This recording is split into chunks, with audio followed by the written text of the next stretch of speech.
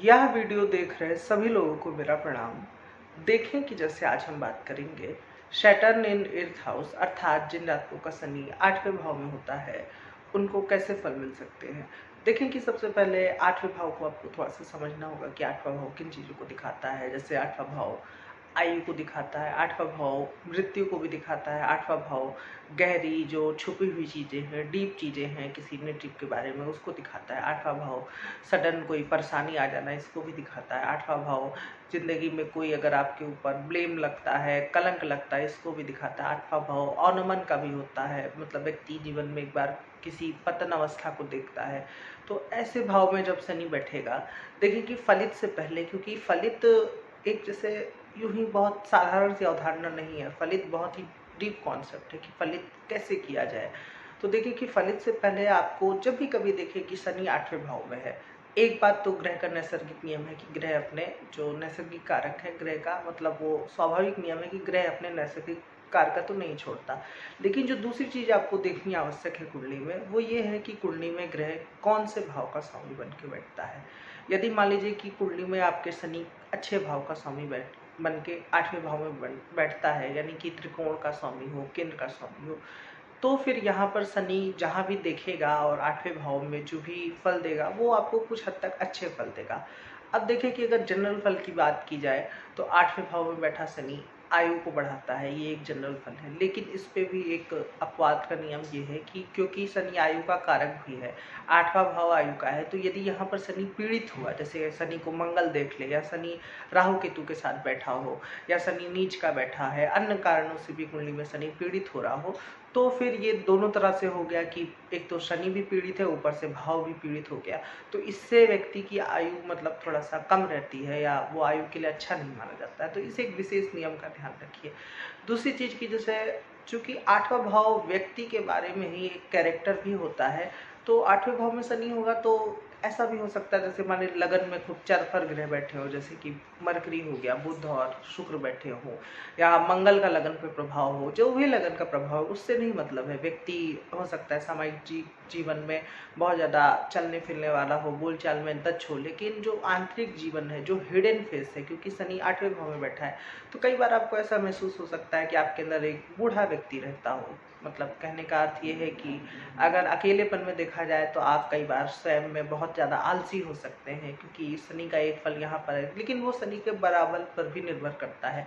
जैसे मान लीजिए कि शनि के अंदर यदि 8वें भाव में शनि उच्च का है, बलशाली है, तो फिर ऐसा व्यक्ति हो सकता है कि जब वो अकेले रहता हो तो वो अपने सारे बेहतर से बेहतर कार्य जो उसको निपटाने होते हैं सब उसी समय वो छुप करके लोगों से निपटाता हो। दूसरी चीज ये भी हो सकती है कि कई बार आपका जैसे मन एक दूसरी तरफ भाग सकता है कि क्या करे, जीवन बहुत निराशा से गुजर रहा है, आपको कहीं चले जाना चाहिए, और मतलब सब कुछ छोड़ के एक विरक्ति की अवस्था को अपना लेना चाहिए। ये तब होता है जब लग्न पे गुरु का प्रभाव होता है या गुरु की राशि होती है। तीसरी चीज की जैसे शनि चूंकि 8वें भाव में बैठेगा, तो थोड़ा सा इसको और समझिए कि शनि एक पाप ग्रह है, ज्योतिष में सार्वभौमिक पाप ग्रह माना जाता है शनि को।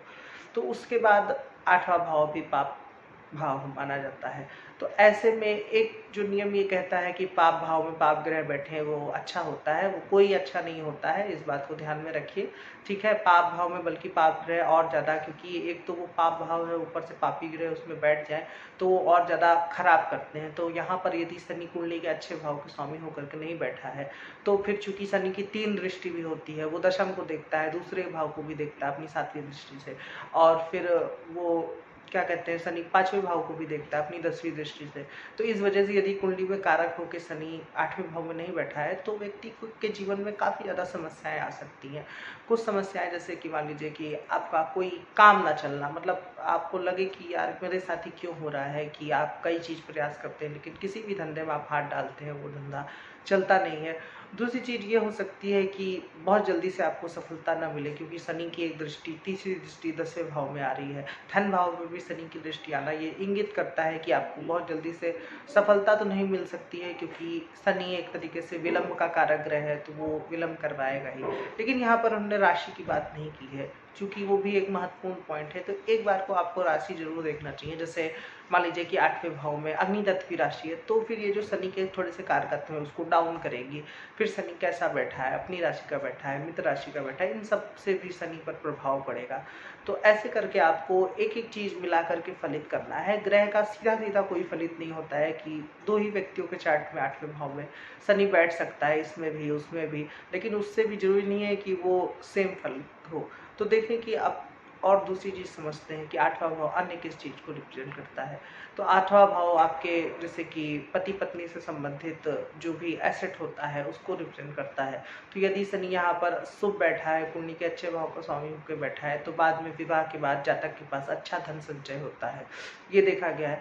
दूसरी चीज की चूंकि शनि कर्म का कारक है, यहाँ से शनि कर्म भाव को देखेगा भी, तो आप कुछ ऐसा काम कर सकते हैं जो जैसे कि मान लीजिए मृत्यु से जुड़ा हो, जैसे डिजास्टर मैनेजमेंट का काम हो गया, या फिर जैसे कि मान लीजिए कि आपका काम लाशों से संबंधित है, लाश उठाना ले जाना, या मृत्यु से संबंधित कोई काम है, जैसे मरीज या अस्पताल या कुछ सर्जरी वर्जरी करना, तो इनसे संबंधित काम भी आपका शनि से जो संबंध है ये सब कामों का वो हो सकता है। तीसरी चीज की एक बात और है कि शनि का 8वें भाव में होना मतलब जीवन में काफी ज्यादा कई बार मतलब ऐसे लोग ये स्थिति आ जाती है कि लोगों के सामने बहुत ज़्यादा हंसेंगे बोलेंगे, लेकिन अंदर ही अंदर कोई ना कोई फियर रहेगा, कोई ना कोई डर रहेगा, क्योंकि शनि एक तरीके से यहाँ पर एक कार्मिक डेब्ट की तरह बैठा होता है कि कोई ना कोई पिछले जन्म का ये माना जाता है कि कर्ज लेकर के आप आए हैं और उसको आपको चुकाना है। इसीलिए शनि यहाँ पर आपको ईश्वर ने लंबी आयु दी है, लेकिन वो लंबी आयु आपकी बहुत ही मतलब खराब तरीके से जाए या आपको जीवन भर सफर करना पड़े, ऐसा भी शनि यहाँ पर देता है कि आप लोग ना किसी से मदद लेना पसंद करते हैं, ना किसी की मदद उतना ज़्यादा करना पसंद करते हैं। तो ये भी एक ट्रेड देखा गया है। देखिए कि इस पे कुछ और चीज़ें हैं, जैसे मान लीजिए कि यहाँ पर शनि बैठा है लेकिन इसको किसी तरीके से लग्नेश देख रहा है, तब तो फिर 8वें भाव के शनि को मतलब और ज़्यादा बल मिल जाएगा। फिर व्यक्ति वो जो एक संसार का जो मोह है उसको धीरे धीरे मोह भंग हो जाएगा। व्यक्ति किसी रिसर्च पे काम करेगा, व्यक्ति चाहेगा कि वो कहीं अलग शांति माहौल में रहे। अंततः उसको जो कैसे भी ग्रह का प्रभाव लग्न पे हो, अगर ये स्थिति है कि शनि 8वें भाव में है तो सबसे अच्छा प्रभाव है कि लग्न पर गुरु बैठा हो या गुरु संबंधित राशि हो, क्योंकि यदि शनि 8वें भाव में है और आपके लग्न पे मान लीजिए कि शुक्र का प्रभाव है, बुध का प्रभाव है, तो कई बार चीजें बहुत ज्यादा मतलब मैं कैसे कहूँ कि अलग सी अवस्था में चली जाती है। जैसे मान लीजिए 8वां भाव सेक्सुअल थिंग्स का भी होता है, लगन पे शुक्र का प्रभाव है, तो व्यक्ति में उन चीज़ों के प्रति काफ़ी ज़्यादा मतलब टेंडेंसी रहेगी उसके अंदर, लेकिन वो चीज़ें उसे प्राप्त नहीं होंगी, वो उसमें सफ़र करेगा, क्योंकि 8वां भाव अगर सेक्सुअल चीज़ों को रिप्रेजेंट करता है और उसमें शनि जैसा ग्रह बैठ जाए तो जाहिर सी बात है कि उस भाव संबंधित, क्योंकि शनि नीरसता का कारक है, उदासीनता का कारक है, तो उस भाव संबंधित चीज़ें मिलने में जाहिर सी बात है कि उदासीनता आएगी, नीरसता आएगी। तो ऐसे में ये अच्छा होता है कि लगन पर भी किसी ऐसे ग्रह का प्रभाव हो जो धार्मिकता से जुड़ा हो, ताकि व्यक्ति उन सब चीज़ों पे बहुत ज़्यादा ध्यान ना दे, जैसे लग्जीरियस हो गया और ये सब चीज़ें उस पर ध्यान ना दे। दूसरी चीज़ ये देखी जाती है कि मान लीजिए कि लग्न पे गुरु का प्रभाव है, फिर शनि 8वें भाव में बैठा है, तो आप बहुत धार्मिक हो सकते हैं, पूजा पाठ में आपका मन लग सकता है। शनि के 8वें भाव में होने का एक और परिणाम ये भी आता है कि ऐसे लोग थोड़ा सा जैसे कि अगर लगन पे गुरु का प्रभाव नहीं है तो पूजा पाठ और ये सब में बहुत विश्वास नहीं करते हैं। वो जैसे कि किसी व्यक्ति की मदद कर दो वो ज़्यादा बेहतर है, क्या उसमें पूजा पाठ करना, या मतलब जैसे उस तरीके से वो लोगों को दिखा करके और वो सब करना, वो तामझाम उनको बहुत ज़्यादा पसंद नहीं होता है। दूसरी चीज़ उनको जैसे कि अगर दान भी करेंगे तो वो गुप्त तरीके से दान करेंगे, मतलब किसी को पता ना चले, क्योंकि शनि धीरे चलने का और धैर्य का कारक है। तो कई बार ये लोगों में ये टेंडेंसी भी होती है कि वो जैसे कि समाज में दिख रहा होता है कि ये लोग आपकी तरह नॉर्मल ही है, या जैसे कोई बच्चा है, लेकिन वो अंदर ही अंदर वो कार्य जरूर कर रहे होते हैं जो उन्हें करना चाहिए, चाहे वो धीरे धीरे ही करें। तो इस तरीके से यदि आपको किसी चीज़ पर अगर इन्वेस्टमेंट करना है तो आप जैसे कि एक बल्क में अमाउंट लगाने से बेहतर है कि आप उस स्थिति को चुने या वैसा इन्वेस्टमेंट चुने। जैसे मान लीजिए कि कोई आरडी हो गई जिसमें आपको धीरे धीरे थोड़ा थोड़ा इन्वेस्ट करना है, मतलब पर डे या पर मंथ कुछ थोड़ा थोड़ा रुपए जाता है, और आपके करियर में भी सफलता का, चूंकि शनि यहाँ पर बैठा है, यहाँ से शनि आपके दशम को और दूसरे भाव को देख भी रहा होता है, तो फिर आपको करियर की शुरुआत भी किसी ऐसी चीज़ से करनी होगी जो मतलब नीचे से हो। आप एकदम से आप चाहेंगे कि ऊपर से करियर की शुरुआत हो, तो वो उतना आसान नहीं होता है। अमूमन चार्ट में व्यक्ति नीचे से धीरे-धीरे बढ़ता है और फिर बढ़ते हुए जाता है। लेकिन ये तब के लिए संभव है जब कुंडली में शनि कारक होकर 8वें भाव में बैठा हो। यदि शनि अकारक है तब क्या करें? तब फिर शनि संबंधित कार्य अपनाने से बचें। शनि संबंधित कुछ चीज़ें आप अपना सकते हैं कि शनि के नेचुरल कारकत्व वहाँ पर संतुष्ट हो, क्योंकि ग्रह का अगर कारकत्व नहीं संतुष्ट होता है तो ग्रह बहुत ज़्यादा पीड़ा देता है चार्ट में। दूसरी चीज़ की चूंकि शनि आपका पाप ग्रह है, तो पाप ग्रह जिस भाव में बैठता है उस भाव संबंधित सजीव चीज़ों में नुकसान देता है। तो सजीव चीज़ों में नुकसान से क्या अर्थ है? इसका अर्थ ये हुआ कि जैसे 8वां भाव आपके ससुराल पक्ष का है, तो ससुराल से संबंधित चीज़ें आपको मतलब उतना अच्छा नहीं मिलना, या बेहतर ससुराल से प्रेम ना मिलना, या कुछ ना कुछ परेशानी आना, मतलब आपका ससुराल से कोई बहुत ज़्यादा लगाव हो, ऐसा देखने को नहीं मिलता है। हाँ, चार्ट में अगर अन्य योग हो तो वो दूसरी स्थिति हो सकती है, लेकिन जनरल फलों की बात की कि अमूमन सामान्यतः लोगों के साथ ऐसा होता है कि जिनका शनि 8वें भाव में बैठे, वो 8वें भाव के सजीव कारक जैसे कि ससुराल पक्ष हो गया, उन लोगों से उनकी नहीं बनती है। अब यदि अन्य बात की जाए तो यहाँ पर देखिए कि अब कुछ गहरी बात पे आते हैं कि जैसे कि मान लीजिए सबसे यहाँ पर शनि का बैठने की अच्छी स्थिति और सबसे बुरी स्थिति क्या हो सकती है। देखिए कि सबसे बुरी स्थिति ये हो सकती है कि जातक को जीवन में एक ही बार में ऐसा फेज का सामना करना पड़ता है कि जातक के पास बहुत ज़्यादा पैसे हैं, और उसी जीवन में एक बार ऐसा सामना करना पड़ सकता है कि आपके पास कुछ भी नहीं है, आप कंगाल हो गए। तो ये एक सबसे बुरा इसका है। दूसरी चीज़ कि यहाँ पर शनि के साथ जैसे मंगल का प्रभाव आ जाए, मंगल की दृष्टि आ जाए, तो फिर ये होता है कि जातक को के साथ कई बार चोट चपाट लगा हो या कुछ एक्सीडेंट हुआ हो। एक बार को शनि यहाँ पर जैसे कि यदि सूर्य के साथ हो, कुछ कलंक लगने की भी संभावना होती है। अभी हम पर्टिकुलर ग्रहों पर भी बात करेंगे, लेकिन अगर मैं कहूँ कि किसी सबसे बुरी चीज़ के बारे में बात करें, तो एक बात इसमें और निकल के आती है कि जीवन भर किसी ब्लेम का व्यक्ति को अपमान सहना पड़ता है, या व्यक्ति के साथ कुछ ऐसा अपराध हो जाता है कि वो लोगों में सामने आ जाता है, तो एक ये बात हो गई। दूसरी बात ये भी होती है कि आपको किसी न किसी चीज़ के प्रति आपको जीवन भर संघर्ष रहता है। मतलब जैसे आपको पता चल जाएगा कि चाहे वो संतान को लेकर के हो, या रुपए को लेकर के हो, या किसी व्यक्ति से संबंधित हो, कि ये आपको आपके ऊपर बोझ है और आपको ये जीवन भर पालना है। तो ऐसे करके कुछ चीज़ें हो जाती हैं व्यक्ति के जीवन में। तो यहाँ पर यदि शनि बहुत ज़्यादा मतलब अफ्लिक्टेड बैठा हो तब। लेकिन यहाँ पर शनि के शुभ फल भी हैं। जैसे मान लीजिए कि शनि केंद्र त्रिकोण का स्वामी होकर यहाँ पर बली अवस्था में बैठा हो, उसको मान लीजिए गुरु देख रहा हो या शुक्र देख ले, तो फिर क्या हो सकता है? तो फिर ये हो सकता है कि व्यक्ति 8वें भाव से संबंधित कुछ ऐसा कार्य करे जो उसको काफ़ी ज़्यादा सफलता दे दे। 8वें भाव संबंधित क्या कार्य है? 8वें भाव संबंधित कार्य हो गए जैसे कृषि का कार्य हो गया थोड़ा-सा, कुछ बीमा से संबंधित कार्य हो गया, कोई कंपनी खोलेना बीमा की, बैंकिंग भी थोड़ी-सी आती है 8वें भाव में। 8वें भाव से संबंधित ज्योतिष का भी कार्य है, क्योंकि कुछ अनप्रेडिक्टेबल थिंग्स आपको मेरी भी राय रहेगी कि काम में कभी आप वेतन के बारे में बात हो तो उसमें भी आप ऐसे नहीं कि जैसे वेतन आपके कर्म पर डिपेंड करता हो, कि जैसे जैसे जितने आपने डिब्बे बनाए उतना आपको वेतन मिलेगा, या जैसे कुछ ऐसा कि वो तय ना हो, तो वो आपके लिए ज़्यादा लाभदायक होगा। अब देखें कि कुछ अगर ग्रहों के बारे में बात करें कि शनि के साथ यहाँ पर कौन से ग्रह बैठे हैं तो वो किस तरीके का फल दे सकते हैं। सबसे पहले सूर्य के साथ बात करें कि सूर्य यदि शनि के साथ 8वें भाव में बैठा हो तो देखें कि ये अच्छी स्थिति तो नहीं है, क्योंकि दोनों ग्रह प्रबल शत्रु हैं। दूसरी बात कि शनि जो है वो 9वां भाव जो पिता का होता है उससे 12वें में बैठा है, पिता के कारक के साथ बैठा है। तो पिता से लेकर के कोई परेशानी, पिता के साथ अनबन, या फिर सबसे ज़्यादा जो पॉसिबिलिटी है वो है कि पिता का जल्दी से साथ छूट जाना, ये सबसे ज़्यादा इसकी पॉसिबिलिटी है।